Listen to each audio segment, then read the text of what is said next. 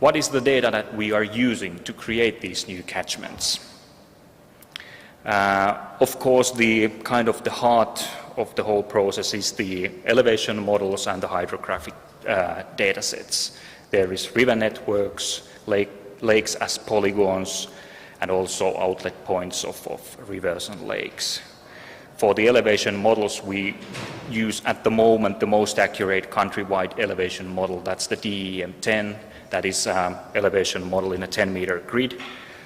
Actually, there is a laser scanning of the whole of Finland going on at the moment, but it still takes many years to get the full coverage for the whole country. So that's the reason why we use a 10-meter. So let's call it the previous generation DEM for this project.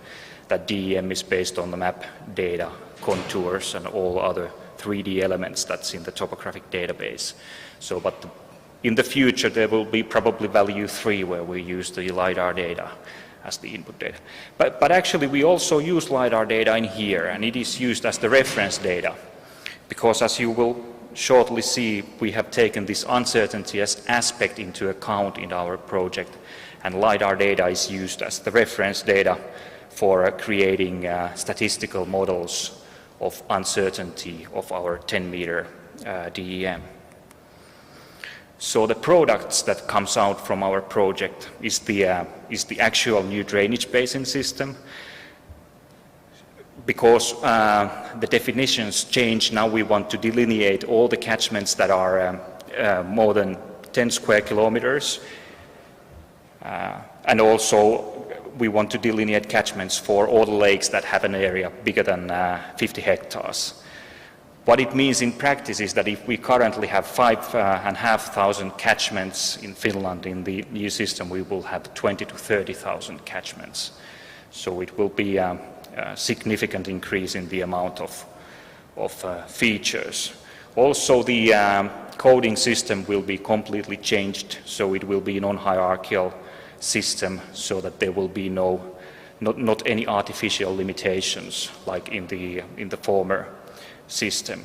But then something extra that will be added in this dataset is that we also want to deliver so-called uncertainty-aware catchment delineations for certain geomorphologically representative pilot areas. And what does that mean in practice is something that you will see shortly. Also, our products will be the data manager's toolbox. So it's a set of tools for creating and maintaining our dataset or the register. This one enables easy updating of flow direction grid when we have the more accurate DEMs available. Also, we want to have at least semi-automatic tools to create new catchment systems for different purposes, because there are lots of different kind of requirements what kind of catchment systems we want to have. For example, the Water Framework Directive, or for water quality measurements, we need some specific systems, and that's why we want to be flexible in here. Then we also want to offer an interactive delineation tool that kind of completes this system, so that if an operator or a researcher wants to do some specific delineation for his own specific purposes, then it can be done as well. And also a tool that calculates the land use characteristics for this, and everything done in ArcGIS environment. So how does the old and new system look in practice? So side-by-side comparison. On the left you see the older system in Vuoksi river basin. Actually, on the left you see 537 catchments in the former system, but with these new requirements we have 3,242 catchments. But then what else we are doing? What is the other thing that we are doing here? So we are also we are a little bit looking beyond the requirements set by the INSPIRE. So what comes to the data quality in INSPIRE documentation is that, for example, related to positional accuracy, it just simply says that the absolute accuracy should be documented using mean value of positional uncertainties. And then there is a definition, mean value of the positional uncertainties for a set of positions, and so on. You can read it by yourself. But then the question is that what does this mean in the drainage basin context? So what's the positional accuracy of a drainage divide? And this is where these uncertainty-aware catchment delineations start to play a role. So on the left side you see the normal drainage basin delineation where no data uncertainty is taken into account. You see that there is, with the yellow dot, there is the outlet or the pour point, and then you see a simple boundary that just reflects where the surface waters are running out through this outlet point. But if we take the elevation model uncertainty into account, you can see the picture on the right-hand side. And there is actually a lot of different type of boundaries that you can see in your catchment delineations. There are diffuse areas where you really cannot say where the boundary is. There are still sharp areas as in the let's say the normal catchment delineations. So something unique, something that you can quite surely say that the catchment boundary is in here. But then there is also alternate catchment boundaries, so that especially in the Finnish topography, where basically the elevations are, or let's say that in general, in the big picture, the landscape is really flat, but there is lots of minor surface landforms, and how it reflects in the catchment delineation is that very tiny elevation differences on the peaks can actually force the catchment boundary to go to a completely different area compared with the original version. So how these uncertainty-aware catchment delineations are made? So this one is an application of Monte Carlo simulation. In principle, very basic stuff. The idea is that if we compare this to the normal way of doing automatic or DEM-based catchment delineation, now we just do the analysis number of times. We also need to have a statistical model of the uncertainty of our elevation data. And then the calculation in practice is going such that we first create a realization of our statistical model of the uncertainty, add that surface to our DEM, use that as the input for the further analysis, and then collect results and then draw the summaries. And this is repeated 100 or 1,000, 100 to 1,000 times. But there are lots of challenges.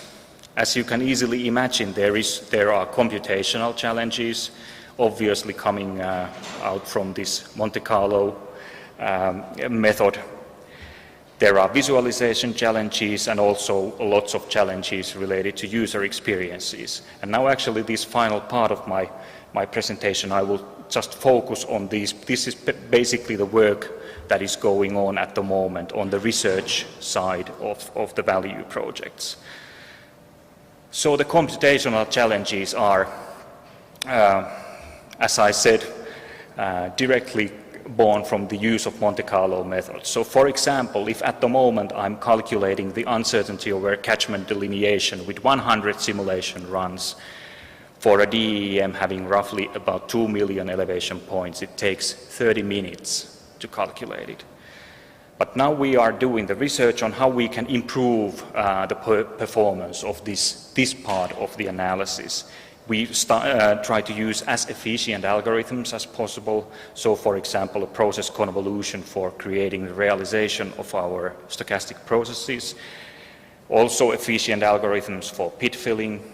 People who are familiar with drainage basin analysis know what I'm talking about. But then the kind of the novel side of the research is that we have started to use start to utilize the general purpose graphical processing units, so-called GPGPUs. And now we have a first prototype of the tool in the GPGPU environment, and the example that took 30 minutes in ArcGIS environment is run now in 10 seconds. So that it really looks promising, but still there is a lot of things to do. So what this GPU actually is. So here is a comparison of a normal CPU and then this graphical processing unit. So that if in a normal CPU case, a lot of space in your processor is occupied for control logic and also cache. But in GPU environment,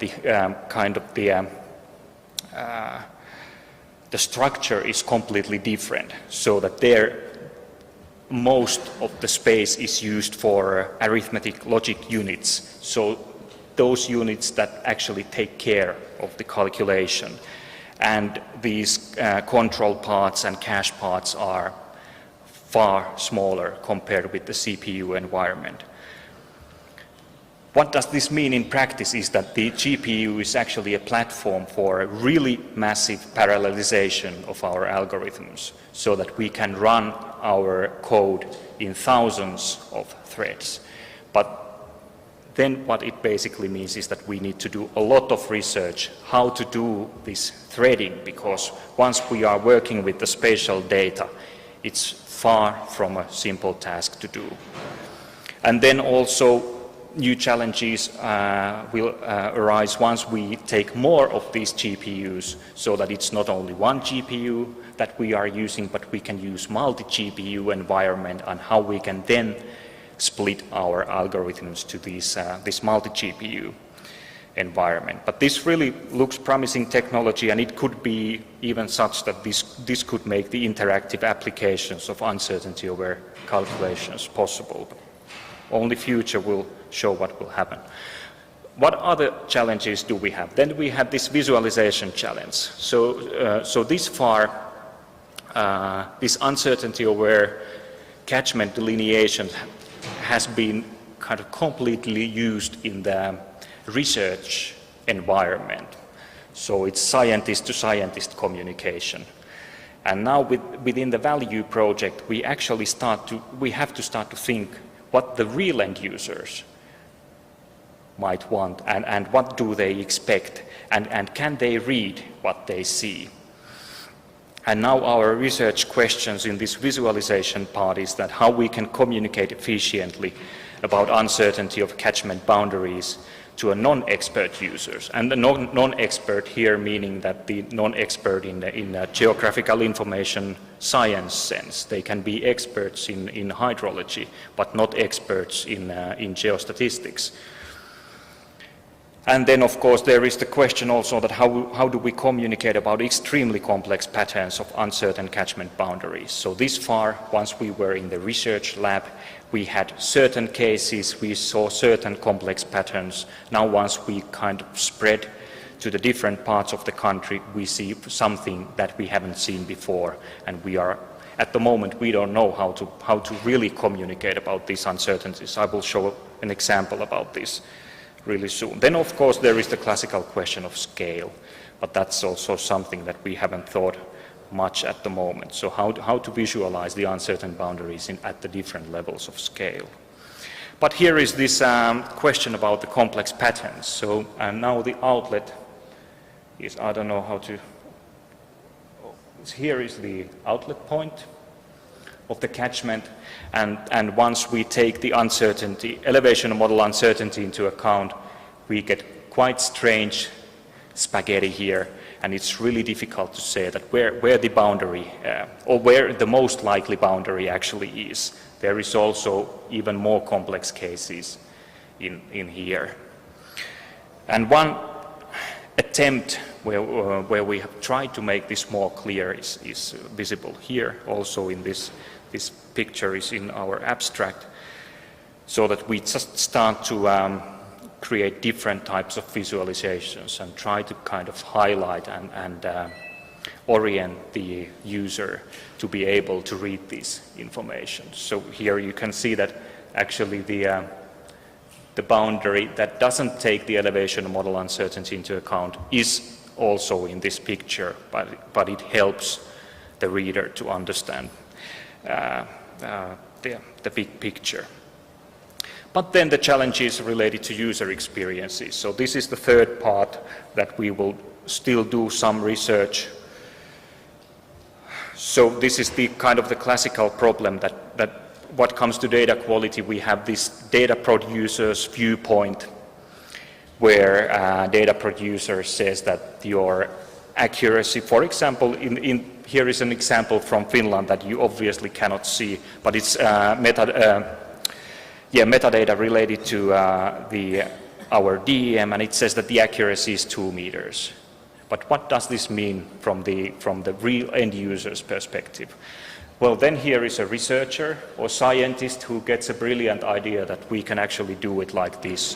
We can use uncertainty-aware catchment delineations, and then we can communicate about the uncertainty. This is what we know already, but then we have the end user, and at the moment we have no idea what do they think about this kind of approach. Is this really useful or not? This is something that we also have to do more research and find some good answers. But that's basically my presentation. Here is the acknowledgements for our research assistants and also funders. And if you need to or want to get more information, then please visit our web pages and do some Googling. So, thank you.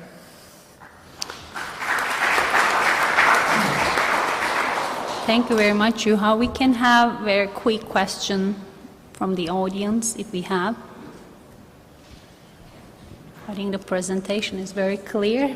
No questions. I really wonder if you have any chance to validate the approach and the technique here with a better spatial resolution digital elevation model to be sure about the delineations. Yeah, of course we could do that, and there is the better quality DEM available. Actually, the most frequent question what we get is that why you don't do it with the better data, because there is the better data for certain areas. But we want to have the catchment delineations as a homogeneous data set over the whole of country. So that's basically the reason why we use this lower quality DEM. But yeah, of course we could do the comparison with the more accurate DEM, but actually it is already reflected in this uncertainty-aware catchment delineation, because the model for the uncertainty comes from the more accurate data.